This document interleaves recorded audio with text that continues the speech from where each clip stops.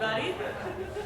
Welcome. I'm really excited to have you here for our first ever conference on sustainability and sports.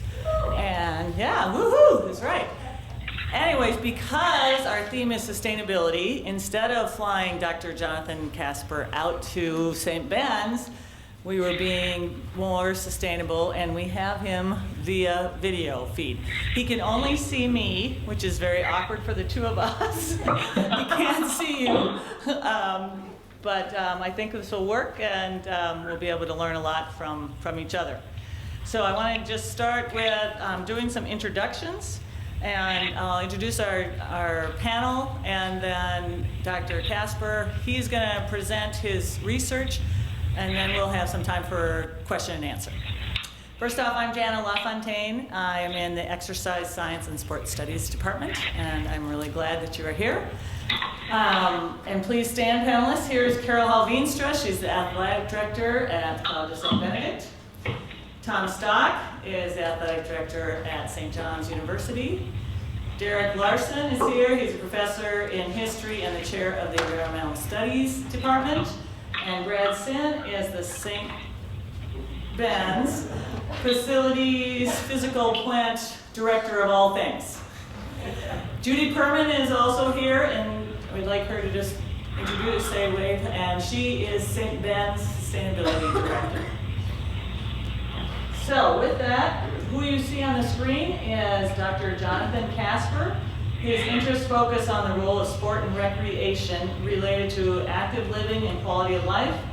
He binds psychological theory to inform marketing and promotional efforts. He has done a research line related to sport and the environment, and has done international presentations as well as national presentations. He has also been published in some top refereed journals. Today's research has been published as Athletic Department Awareness and Action, a study of NCAA Athletics Department sustainability practices. And he also recently, at least one that I thought you might be interested in, on a presentation last May, the Green Game Awareness and Expectations of Sustainability Efforts by Spectators, something that maybe we don't talk about or think about too much. So with that, I'm going to let Jonathan take it away. He is going to have his PowerPoint right here, and then afterwards I can actually move him over, and you'll be able to see him a little bit better. Go ahead, Jonathan. All right, thank you, Janna and Judy, for organizing this seminar. I really appreciate it, and even though I can't see anybody, thank you for coming tonight, because I know that it might be optional, or it might be something that you don't have to come to, but hopefully tonight we can make it something that will impact your life here and in the future. And what I'm going to talk about is kind of basically looking at sustainability in college sports. And this is something that I focused on about 3 years ago when I started looking at, what is the role of college athletics when it comes to sustainability. And what I found is that there wasn't a lot going on, and so I thought this was a nice little niche to look at, and something where we can actually make a really big impact looking at collegiate sports in general. Everybody can hear me fine? We're good. Yep. Okay, good. Okay. Good. Can you hear me? Yep. I'm talking to myself, but one of the things that we look at when we see kind of some of the issues is just, first of all, the environmental impact of sport and the activities that are involved. And one of the biggest things that hit me about 4 years ago was that if you look at a professional football team or a collegiate football team, and for example here at NC State, if you look at the amount of trash and waste that's collected over an entire collegiate football season, you can actually fill up the entire bowl, the entire stadium, with the trash that's related to not only the stuff that goes inside the stadium, but also the tailgating and everything that goes on outside of the stadium. So there's a huge environmental impact that's related to that, and that's been documented and talked about quite a bit. Also, the fact that we as a society as Generation Y, Z, everything that comes into play here, we're starting to take into account. We realize that the environment is important to us, and this is becoming more and more important from generation to generation. So looking at how we as a society are changing our attitudes and our views towards the environment. The other thing, and this is becoming more and more important, is that if we're wasting environmental resources, we probably could be saving environmental resources. And a lot of times that comes into account in the fact that we can actually be saving money rather than spending money when it comes to a lot of our daily general operations. And also just the general social responsibility that comes with thinking about our impact and how it affects our planet. So with that, a lot of my research is focused on sustainability in collegiate athletics. And it's just a crazy thing that happens in collegiate athletics, as we have from some of the panelists here tonight to some of the ones that I've talked to over the past few years, is that the stakeholders that are involved within collegiate athletics are multiplied compared to the stakeholders that are involved within sport, within a professional level or a minor league level. And so a lot of times what we see is we have an athletic department where they have their own roles and responsibilities, and we also have the university. And especially here at NC State, for example, we have a athletic department that is run under the NC State umbrella. But we also have what's called the Wolfpack Club, which is a non-501c3. It's a for-profit organization where a lot of our sponsorships and scholarships come into play. So we have an athletic department that is not for profit. We have an athletic department that looks for donations and is more for profit. And then we have the university, which is almost a separate entity in itself.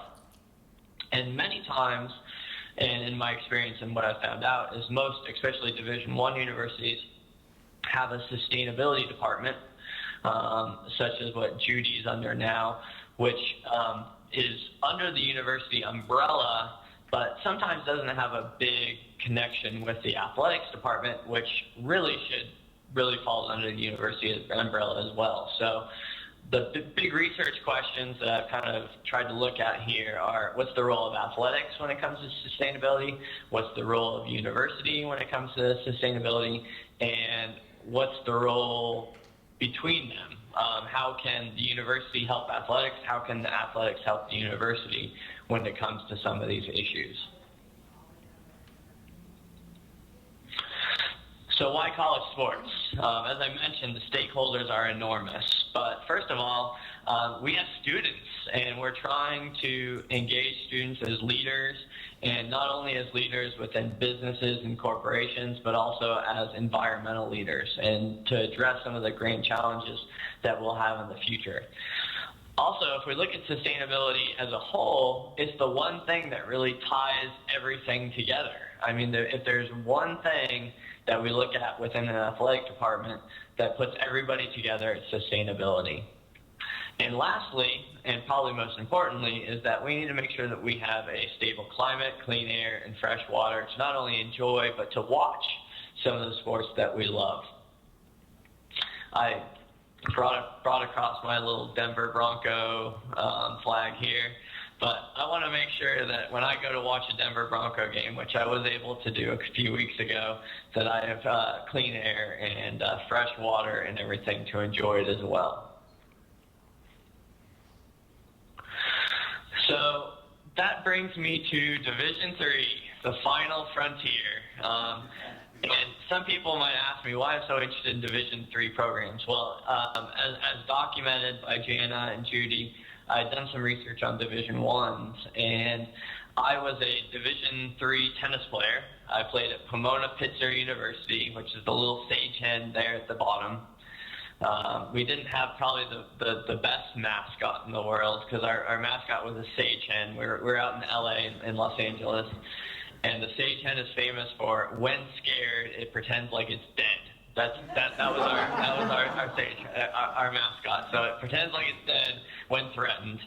But luckily our rival was the Santa Cruz Banana Slugs, which weren't too threatening in that case. But I grew up in Division III. I love Division III because it is amateur athletics at its best.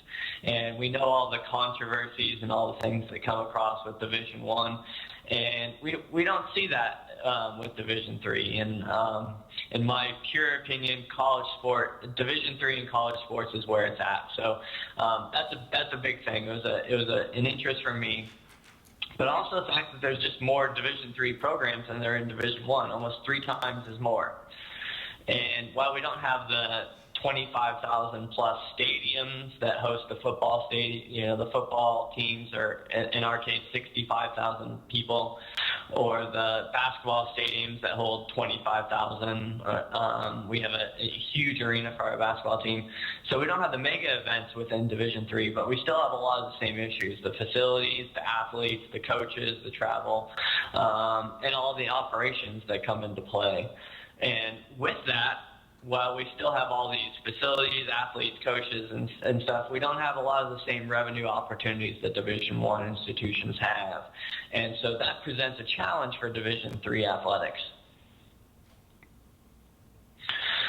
So what I did, and I had done a similar study with Division I, and I'll kind of lead back to that as I compare Division III and Division I, is that I used the NACDA3 listserv, which is through Dick Rasmussen at the University of Rochester, and tried to get a nice capture of Division III as much as possible compared to my Division I sample. And so as you see from what I have here on this slide, it really captures the Division III experience. As far as conferences go, there's a ton of conferences, but we were able to capture 34 of the conferences within Division III. So I feel pretty confident about what we found and the responses that we got.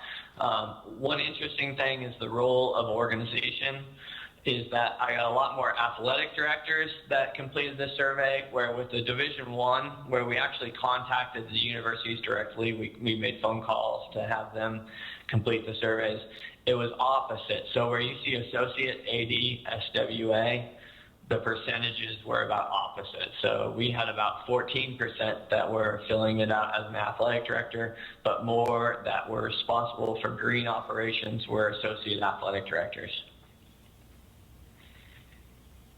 And a lot more females, way more females than we did for Division I.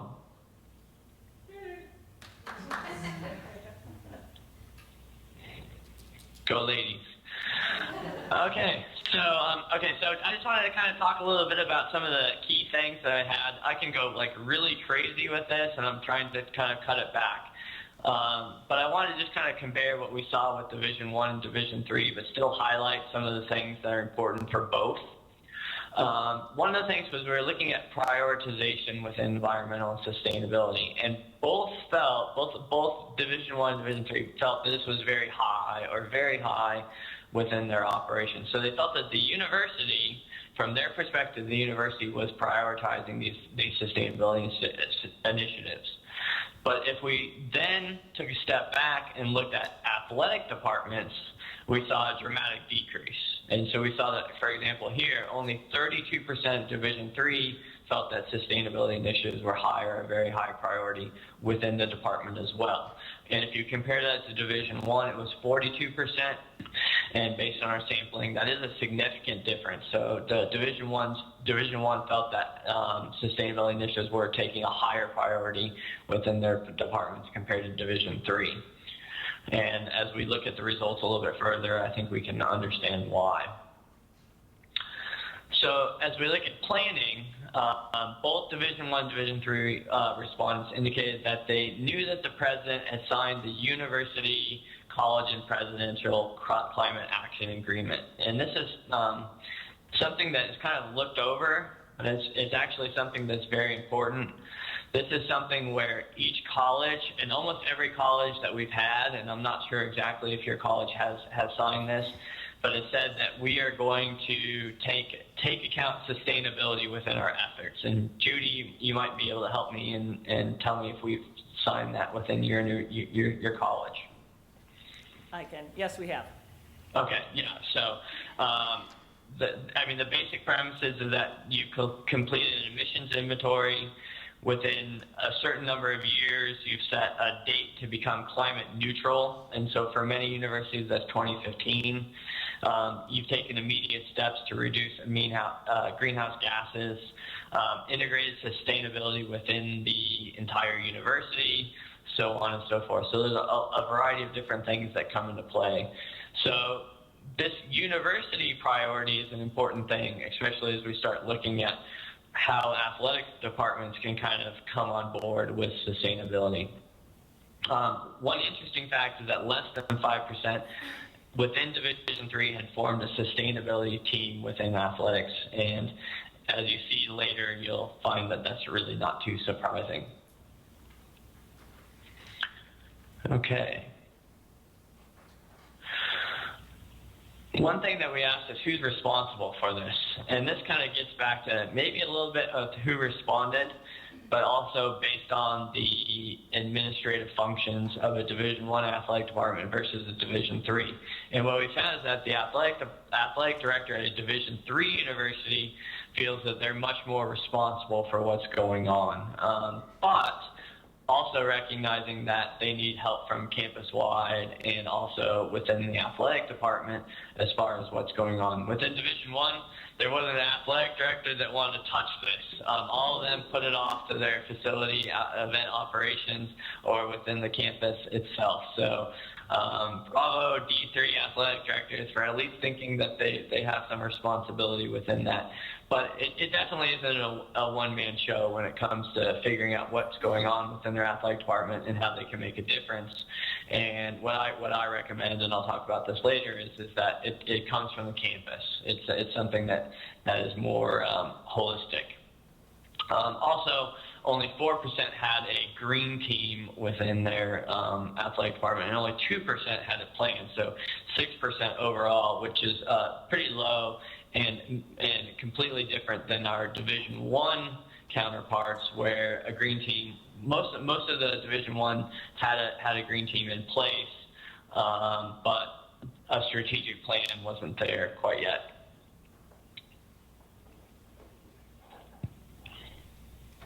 Okay, I'm trying to switch. Okay, don't get overwhelmed by this graph because I tried to highlight what was important.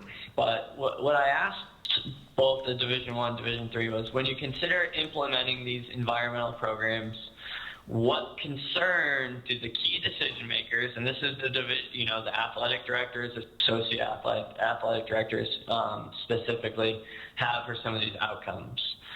And what I found was, and this is brand new data, you guys are the first to hear about this, is that the Division I really cared about costs. And this was they wanted to know, what is our return on investment? If we're going to do this, what's our return? And we didn't get to that so much with the Division III, but what we did get, and I think this is what's really important and a theme for Division III, is that because the operations maybe are smaller, is that there's just not a lot of expertise on what we should do. And so that's where direction and guidance can come into play. Overall, you'll see if you kind of look at the means, the higher means that they're more concerned. You see that Division I people are a lot more concerned by all this stuff than Division III. So Division III is a lot less concerned with some of the things related to enjoyment of the game from the fans, distraction from the goals. But that expertise, the green expertise, becomes an important factor.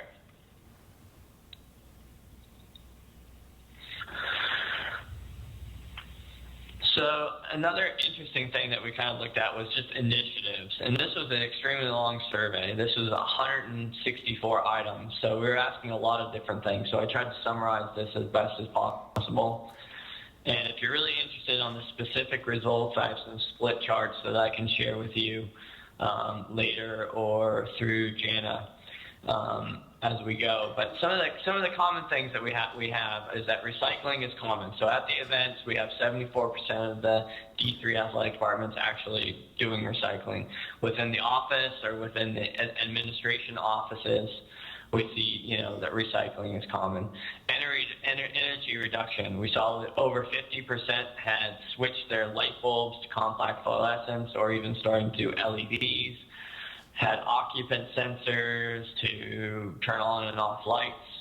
We saw a reduction of water use, so using low-flow toilets, urinals, but not waterless, and that's actually what I have a picture of, is the waterless ones that are actually at the University of Virginia there.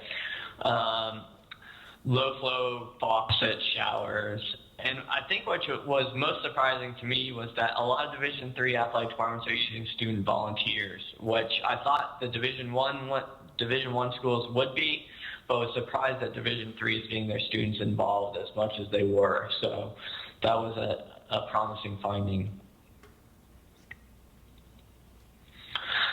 Some of the less common initiatives were recycling as far as proactive collection. This is actually going into the stands and having people collect as they're consuming. And this is something that's, I wouldn't say relatively new. This is also something where you have people in the stadium after it's been after the event is over. They go in and separate the recycling. Composting, which is still kind of new but expensive. Fan education, which I'm a big part of here. Energy reduction as far as using solar turbines, geothermal, or purchasing alternative offsets. Also measurement of greenhouse gas emissions, which is kind of a big part of the climate action agreement we still don't have. And then also use of water and rainwater capture. And we're starting to see a lot of that happen within Division I schools. So this kind of, while I'm adding some new studies, one of the biggest questions I had was, well, especially if you're a Division I athletic department, and this is where the study came from, is if you don't want to do this stuff, or if you're not sure how to do it, how do you get to do some of this stuff? And this was the case here at NC State.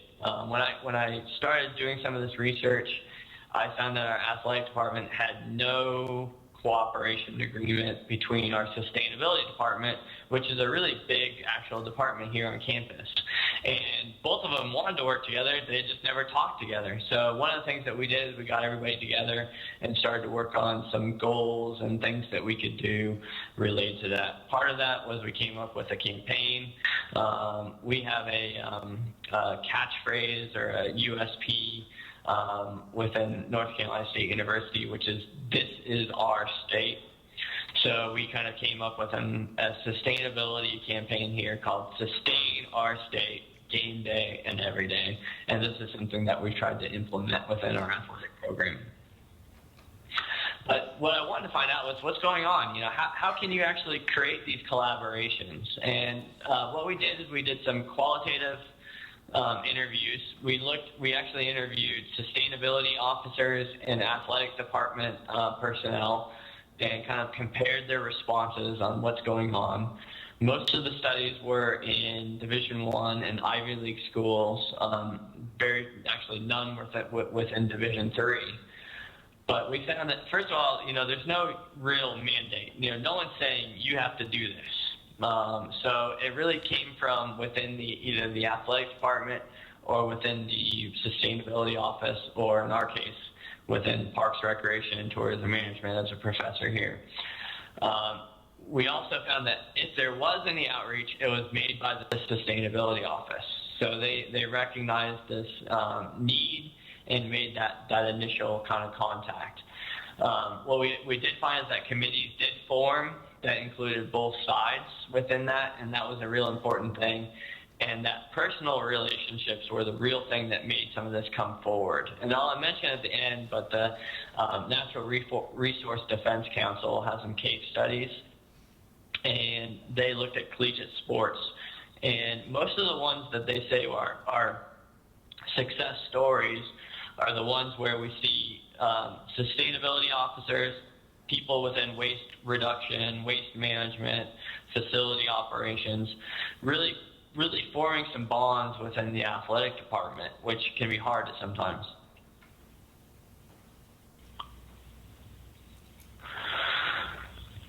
We also found that most of these, if there was any relationships, it was based on external events, such as this, okay? We have, tonight we have facility people, we have the athletic directors here together.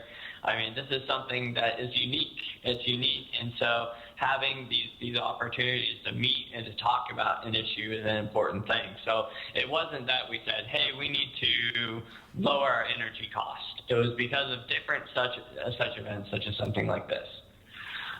We also realized the importance of the athletic director. And this wasn't just the athletic director actually being the integral part of it, but actually putting in charge someone that can get things done. And if you look at especially Division I athletic departments, especially ones that are at public universities, there's a lot of bureaucracy that goes into place. So you have the bureaucracy of being a state-funded organization, and then you have the other side of the boosters and all the things that come into play. So having an athletic department, athletic director that cares and can make some of this happen is a real important thing. And it starts with creating a culture of change that comes in part of that. And with that comes communication and some of the things that really need to get done.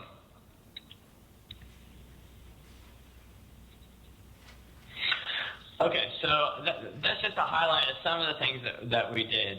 Some of the major issues. As I look at kind of what's going on, if we're looking at a Division III context versus anything else, it really comes down to the stakeholders and if they're aware of what's important to them, how knowledgeable they are, and if they're going to take actions. And so something like tonight is a way to gain awareness, and then knowledge comes into the fact that you start learning, okay, hey, this might be something we can do. This is something that is easy for us to do. This is something that will make a difference within our athletic department or within our university. And with that knowledge comes that information gain that then links to the action part of it. As I mentioned before, the complexity of college sports is crazy. I'm an integral part of what's going on within the Green Sport Alliance and some of the things that happen within professional sports, and it's a lot easier there. You have an owner that has a lot of money. They have a certain agenda that comes into place, and you look at, for example, the Philadelphia Eagles, and within 10 years, they're a zero-waste stadium. They do all these amazing things. I mean, it's just amazing what they can do. But sometimes that takes money, and sometimes, especially within collegiate sports, it takes the agreement of a variety of different people that all have different power positions within the university. So the complexity of college sports is really a hard thing to overcome, especially if you have an agenda that you have to have in place.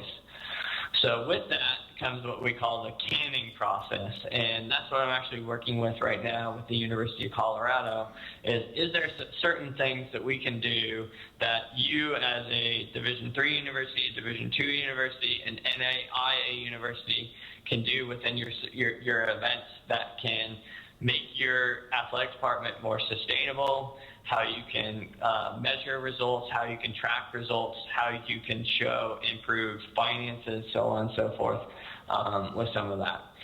Another important thing is reporting successes. We have a lot of colleges and universities that are doing amazing things, but they're not telling us about it. They're doing it, but not promoting it. And so bragging about your results is an important thing as well, and especially the financial parts that come with it. The biggest thing that rings in an athletic department's ear is if you can save money, especially an athletic director.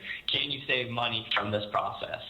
So not only does it feel good, not only does it affect our events, not only does it help our fans, but can we actually save money within our financial operations is an important thing. So being able to report those successes is important. So my last slide before I open it up for everybody is, what can you do? First of all, establish a green representative from the athletic department. Seek help. I mean, that's the biggest finding that I had from Division III is that there's not a lot of knowledge there. So seek help. Look for sustainability folk. Look for other things that can help you with this. Hook into the campus sustainability. Establish goals. Low-hanging fruit is great. I mean, if there's anything that's easy to accomplish, that's the first thing you want to do, and then publicize your successes and efforts as well. And so with that, I'll leave you with a few resources, and then look forward to the conversation. Great. Thank you, Jonathan. Thank you. I would like to invite the panel to come on up. If you have specific questions for Jonathan, the easiest way is, I think Judy has some pieces of paper, or you've got some paper, and we can write those down because we can type them in better to him than I can tell him. So if you have some, Judy will collect them. You can wave them to her. Sounds good. Yeah, and I can hear you great. Good.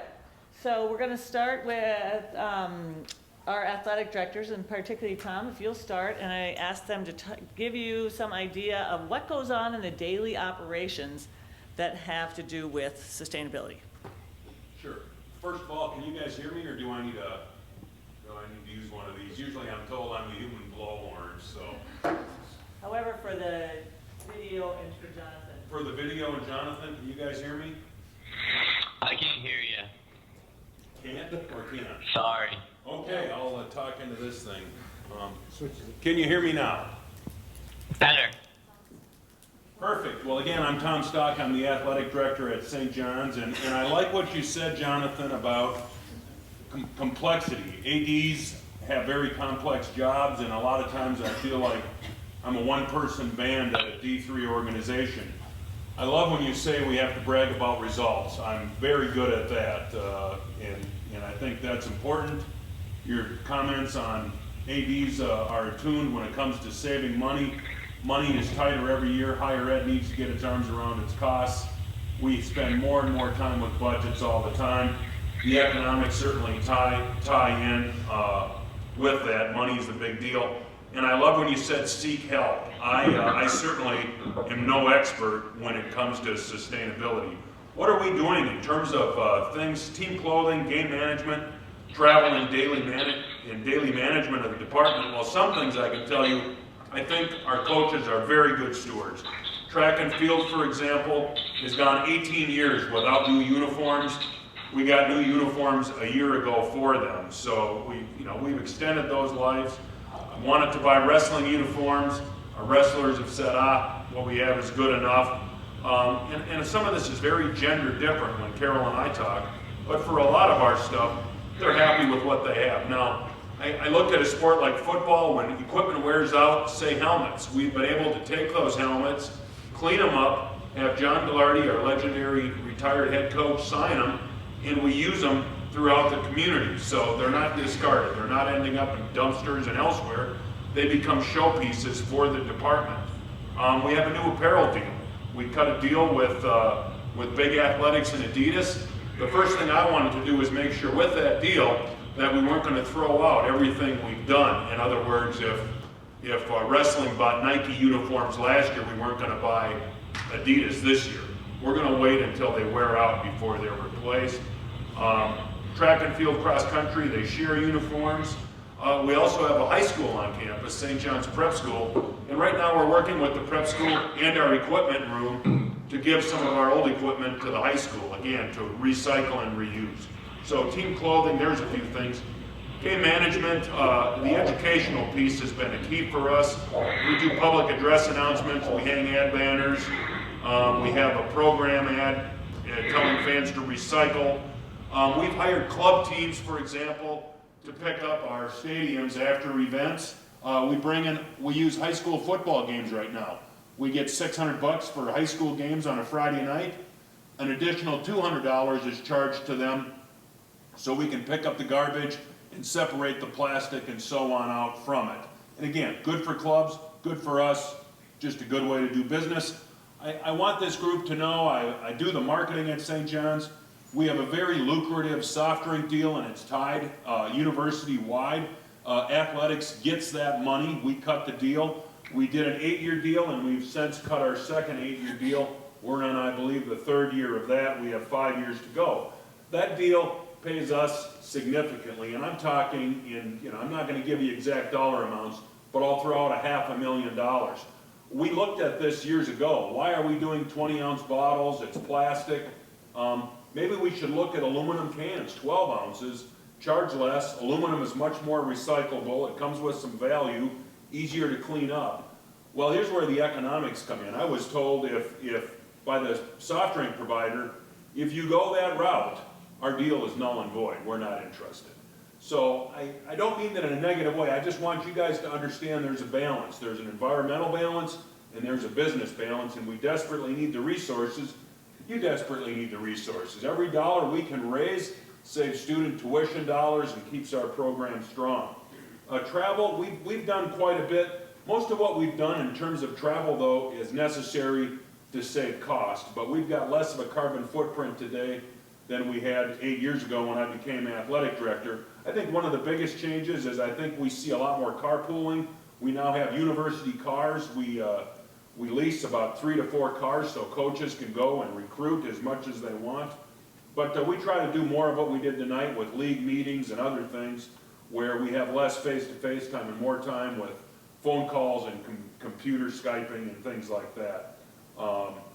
In terms of daily management, I find myself printing on both sides of paper. We've changed the lights in our pool area. They're now more energy efficient. And I don't do much of this stuff, but our physical plant folks do.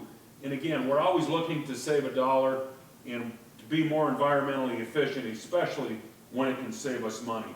The last thing I wanted to discuss is the use of synthetic turfs.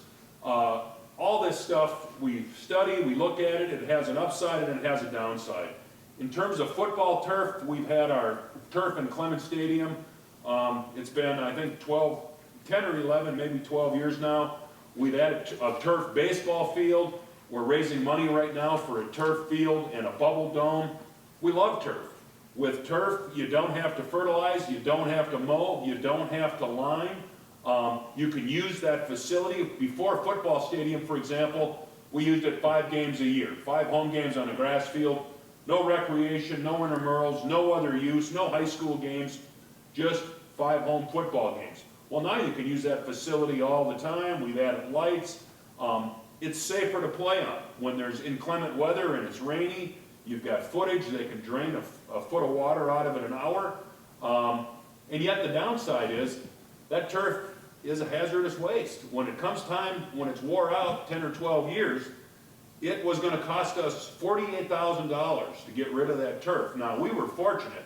We got on the phone, we called every amateur baseball team, every local high school, anybody who may have an interest in that turf, and we were able to get rid of 100% of it. Recycling, reuse and recycle, which saved us a lot of money. But had we not done that, they build a big tube and they put it into the ground. There's nowhere else to go with it. It's waste. There's also a downside in that it's very expensive. It's a huge replacement cost. Every turf field comes with about 40 grand a year in depreciation for that. So replacement cost is big, but again, there's a lot of upside. No fertilizing, no mowing, no lining, none of that stuff. Watering. Ready to play, no water. So from that standpoint, you save a great deal. So that's what I had, Janna, for these 4 areas. Next, I'd like to turn it over to my counterpart, Carol. I have my own microphone. Very good. And my voice isn't quite as loud as Tom. So, Jonathan, thank you, if you can hear me.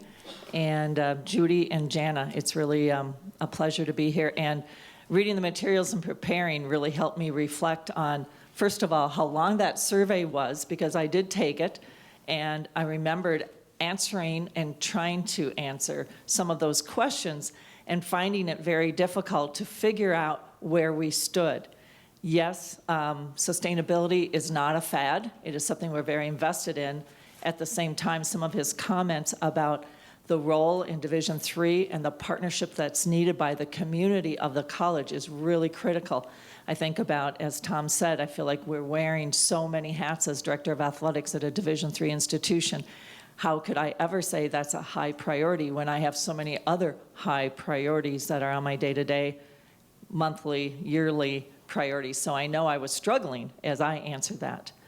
I'm just going to share a couple things. Daily operations. Tom hit a lot of the things overall we're doing.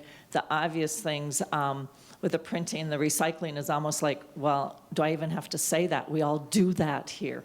And maybe 5, 10 years ago, we weren't as intentional. Now, we are very intentional, and we find our students and our staff are very irritated when people put plastic in the garbage, and I see people picking it out and putting it back into the recycling. It is hard to educate our guests, and it is very difficult when St. Ben's hosts a large weekend tournament, sport tournament for volleyball or for basketball, and people, our guests, are not used to, and we wouldn't call them fans because they're not coming for our event, but they're not used to being as fussy as what I think all of us here who live here are in terms of dealing with that. So those are some definite challenges. I think buying locally is something Tom didn't mention. I think there's a challenge with that. I try to look at all of our local vendors when making any of our purchases, given that at the same time, they in turn are ordering something that will be transported to us. So I'm still paying charges for delivery and postage or whatever. So buying locally helps the economy here, but in turn, I'm not sure if it's necessarily sustainable. Does that make sense to everyone? So you know, like, yay, I bought from somebody in St. Joe, but they in turn ordered it from Nike and it's delivered from the East Coast or overseas. So some of those challenges. Brad will be able to talk about motion detectors and some of the things we've done office-wide, individual teams. We've really had fun with some of the fundraisers of shiny paper, collecting it. Hockey team did that for several years, and we made money off of that. That was a fundraiser. Recycling old shoes. These are things we've done, but are not consistent at doing that. So this presentation tonight is certainly reminding me of some of the initiatives we have done and how do we keep them alive. Our Student Athlete Advisory Committee in the last 3 years has had their team pledge to do small things like recycling and dealing with a system in their apartments. How long do you shower? Those kinds of things that have all really helped. I've got a few other comments too, but we'll wait until we circle back. So to you, Brad. Good evening. My name is Brad Sin. I'm the Director of Facilities here at St. Ben's, which also includes transportation and security. So if you've been stranded or cold or have gotten a parking ticket, I'm the person that you want to talk to. The first thing I would say is the challenge in athletics is you're taking something that is, many of the things we do are inherently not particularly sustainable. The facilities we're dealing with, particularly in athletics, are always large, and we're in Minnesota. So you have this large box that you have to heat and cool and light. The upside of that is it means that all of athletics in the facilities is low-hanging fruit. That some of those worst offenders, the worst offender here at St. Ben's is Ardolph Science Center. If you've been in Ardolph Science Center, every classroom has an exhaust fan, and every exhaust fan is running all the time. And so every bit of heat we put into that building gets sucked straight out the roof and into the atmosphere. That's our worst offender. The next big offender right behind it is the Hain Campus Center. And that's simple. There's a pool in it. We lump that with Murray. There's a pool in it. There's 2 big gyms, the field house. So some of the things we've done over the last number of years is we've changed all the lighting in those spaces to compact fluorescents. They're called the T5 high bay. They're about 50% more efficient than the metal halide lights that came out of there. And that's something that we always are doing. There's always the next generation of lighting. There's always the next thing you should be doing. and the paybacks on those are very, very fast.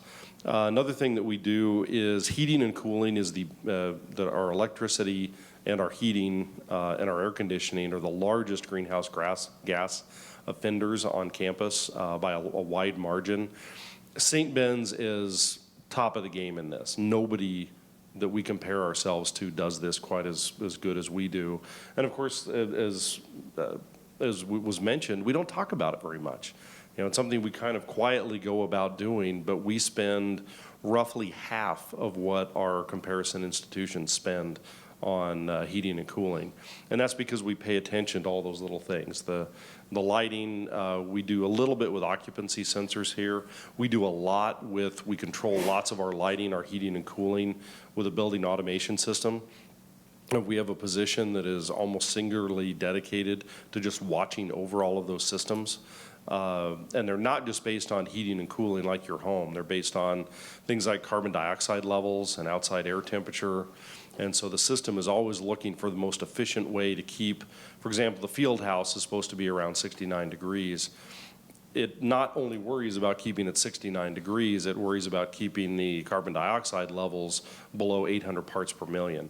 And so it balances all of those things constantly with outside air and with chilled air conditioning to make sure that it stays comfortable and that it stays in good shape, but also saves energy. One of the challenges in sporting events, and that was also touched on very, very well, is recycling. We do offer recycling bins, but to say that our recycling program is successful, it just isn't. Because once there's trash thrown into recycling, it's not recycling anymore, now it's trash. And so that's the challenge, is to make sure that commingled recycling ends up in recycling and only recycling, otherwise it's just trash. So better than half of the recycling containers at most events end up just being dumped in the trash because they can't be recycled. You know, one nacho pan and now it's not recycling anymore. So those are some of the things we do at St. Ben's. A real shout out to our energy managers and our utilities people for doing a great job. And they just do it quietly and behind the scenes, and they do a great job of it. The sports turf is another one that is a real balance, because natural turf, high performance natural turf, is not a natural system. It's an artificial system. So in order to make it perform like a high-end surface, it requires lots of drainage, which means it requires lots of water, which means it requires lots of fertilizer, and you add all those things up, and it also means it needs to be mowed daily. If you're dealing with a real high-end surface, it might be a couple times a day. The college I came from out on the West Coast, our baseball field, our soccer field, they were mowed every single day, and they were mowed twice a day when it was playoff time. And so the artificial fields, you get to drop all that, but now you're left with this, $1 million surface that has a life cycle and will wear out, and now you have to do something with. So that's one that we really have to watch very carefully. Outdoor sports lighting is another one that I expect to see a lot in the next few years. The industry leader and the industry standard is still metal halide lamps. These are 1,000 watt or 1,500 watt lamps. But LEDs are catching up. The problem is the higher in wattage you go with LEDs, the less benefit. I mean, if you just run to Home Depot or Menards and you take a look at the energy consumption of a 60 watt LED, and then you compare it to a 75 and 100 watt LED is not very far ahead a 100 watt compact fluorescent or even an incandescent.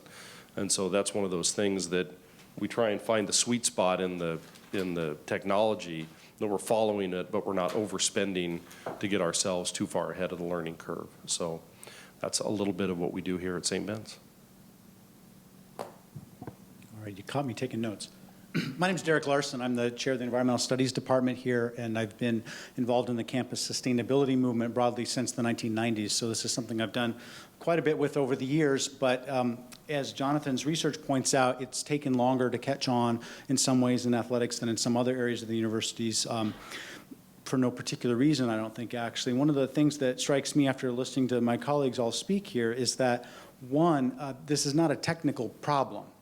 Right, we know how to make buildings efficient. We know how to run lights and airflow systems and heating efficiently. We know how to measure the carbon emissions associated with travel and how to reduce those. So it's not a technical problem that requires, scientists researching to figure out how to reduce this. And it's also not a problem with athletics per se, right? Athletics are part of the mission of our institution. It's something that people come here to do. It's a way that people learn. It's part of a holistic, balanced life. So I don't think there's any tension between sports programs, sustainability goals, or technical abilities. The tension, like with most sustainability things, is actually with culture. So what we need to think about is not so much how to address the technical problems. We have professionals to do that, right? So we just say, hey, facilities, make this more efficient. And we say, hey, athletic directors, what do you need this building to do in terms of performance to make your athletic teams be able to do what they need to do? And then the facilities professionals can tell us how to do that most efficiently. Those are doable things, and they're things that we are, I think, very clearly doing here. What we and not many other places are doing as well, and where the work needs to be done, is on the cultural side. So Janna asked me to talk about what opportunities we had, and I think the opportunities for St. Ben's and St. John's in particular are very great, because we have some advantages both as D3 institutions and as Benedictine institutions to prioritize things a little differently than, say, a St. Cloud State or University of Minnesota might do, and to really try to, I guess, just promote our values, or as Abbot John always likes to say, he talks about walking the talk. That's not just a cliche, right? When we talk about the value of sustainability on our campus, I think my colleagues have made it quite clear that they embrace that. It's part of the culture here. The opportunity with our athletic programs is to spread that culture, right? Because there are few things that we do on either campus that brings in as many people from outside as athletics, particularly St. John's football, but this is true across the board. And we've already heard about some of the challenges with, getting people to embrace the idea, hey, we're going to recycle, or gee, there's no water bottles here, what do I get a drink? Well, that's an educational opportunity. Not just to say you should recycle, but to think more broadly about why we embrace sustainability as institutions, why we embrace sustainability as Benedictine Catholic institutions, and why we want to embrace sustainability as educators, right? Because our core mission, of course, is education, and it's not just education of the undergraduate students, it's education of everyone that comes here. Right? My daughter's here. She comes all the time to watch sports on campus and to go to camps and things, right? So we've got K-12 kids by the tens of thousands coming to our campuses every year. And we have tens of thousands of adults coming to our campuses every year. So our opportunity there is to not only embrace sustainability within our programs, but to do it in a way that's visible, in a way that educates people, so that we can promote those values and let them understand that, hey, this is why the lighting looks different in the pool than it did last year, because it's now 80% more efficient than what we had before. This is why it's only 62 degrees in this building today, because we know once we put 20,000 people through here over a weekend, it's going to warm up, right, from their body heat. So we're not going to heat it up to 75 degrees on Saturday morning of a 2-day volleyball tournament, right? We know that you're going to recycle because we're going to explain it to you, not with rigid rules, but by example. So I think there's that opportunity for leadership by example. That would be my one primary point. The second point I make would be engaging student athletes and student non-athletes, I guess, in this process. So at a D3 school, and particularly at schools like ours that embrace student leadership and particularly the idea of undergraduate research, there are almost endless opportunities for our students to get engaged in actually making change on campus and studying some of these things. So for example, we talked a lot, and Jonathan mentioned carbon footprinting athletic programs. Well, one of our students in environmental studies did that for St. Ben's Athletics 2 years ago, right, as an undergraduate research project. It can be done. It's technically not that hard. It requires collecting data, having access, having the support of the AD and the coaches, but it can be done.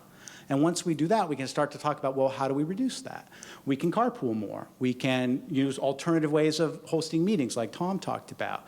We could, for example, think about how we might schedule sports where we send the men and the women to the same school to play the men and the women at the same time, share transportation perhaps, right?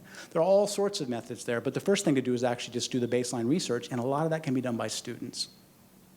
So we can get our students involved on that level, and then we can also get our students involved as leaders. So one of the things that I think is really impressive about our institutional culture is the degree to which our student athletes are role models for younger students. right? You see this every fall with the new students coming to campus. They look up to the senior and junior athletes. They learn from them.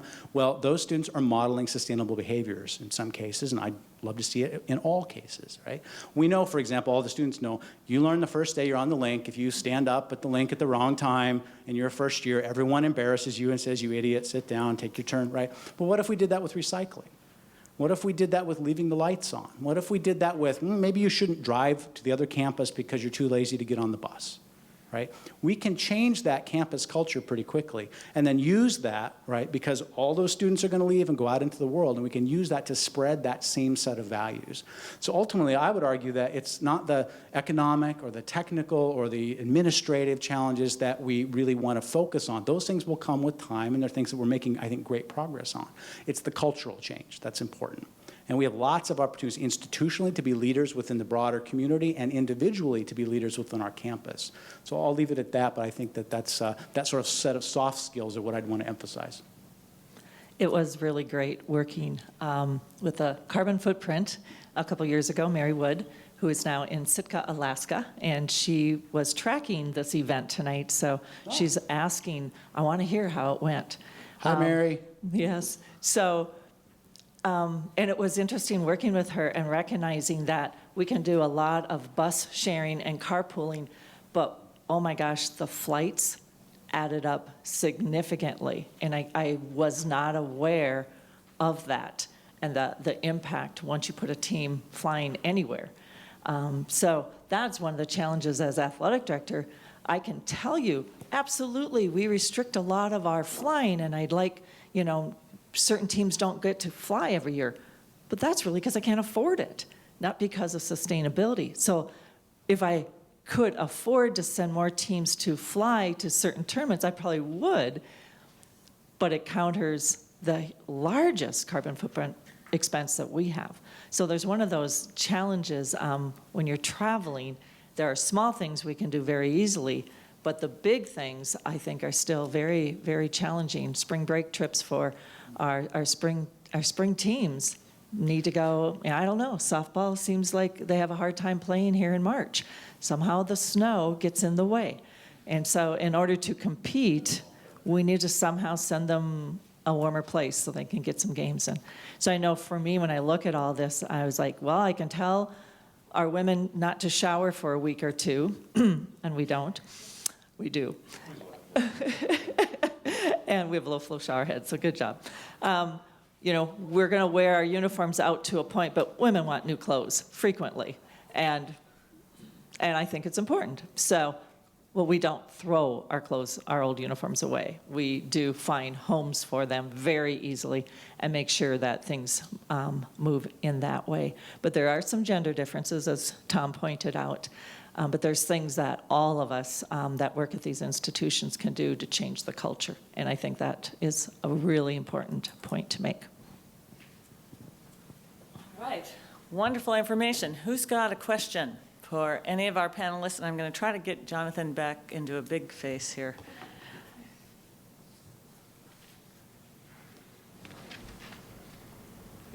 Can you touch on the reasoning behind a sand-based soccer field that requires more watering than a natural or regular natural turf field? Really, I better use this. I think some of this stuff. Is it? Okay. Thank you, Carol. The question is, why the sand-peat soccer field over an artificial turf field? Yeah, the sand-peat field, obviously, for soccer, it plays much, much better. We had a donor very interested in that type of field. It was one of those things, we'll build it for you if you'll take our gift. And we looked it over and said it just made too much sense to walk away from. So a lot of these things, people say, what is the order? Why this over that? A lot of times it's driven by the ability to raise those dollars, and in this case, that was pretty much what it was. But we're thrilled with our new field, and once it's in, like now, takes a lot of fertilizer and a lot of watering, but you have one heck of a facility. Now, there is a downside. The downside is it's grass. It's a game field, so it's not used, 100 dates a year. but we're sure pleased with it. And I hope that answered your question. Why? Because the money was there and it made sense. I've got a lot of background in sports facilities. It's a safety, playability, quality of play issue. You just get a lot better quality surface. Soccer, a good example is in this area, a lot of soccer is played on football fields. If anybody is much of a soccer fan, you'll also notice that the teams that play on football fields do better on football fields because they're crowned. They've got a big crown on them. The first half is always tough for a team that's coming off of a purpose-made soccer field because they're flat as a pancake. Well, if you're going to have a field that size that is perfectly flat, it needs to drain, and the only way to make it drain is that you've got to get the water out, and it's sand and peat based. So that's the issue is over playability, safe surface. You can get more traffic and more people, and it'll hold up better to that kind of traffic than a good example of the opposite end of the spectrum is the field here at St. Ben's. It's down in this place where we had room. All of the St. Ben's campus and across the road is the sandiest, graveliest soil you will ever find, except right there, because that's where all the clay and other things ended up when we were doing fill projects in the 50s and 60s. And you just end up with something that can't hold up very much to that kind of traffic. But to get that, you just have a lot more inputs to keep it that way. One of the challenges.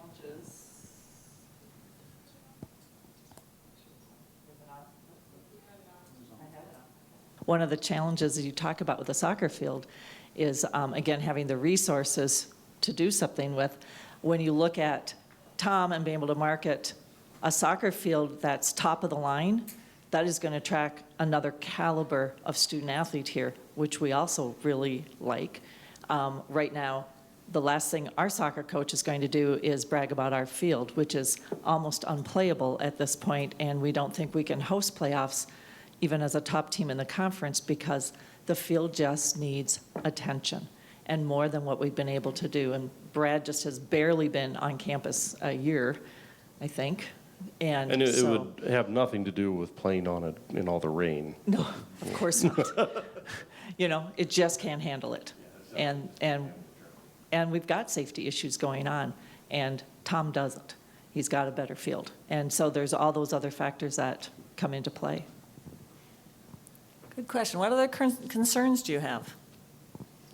You think about sustainability in our athletic programs. What might they address? What might they think about doing?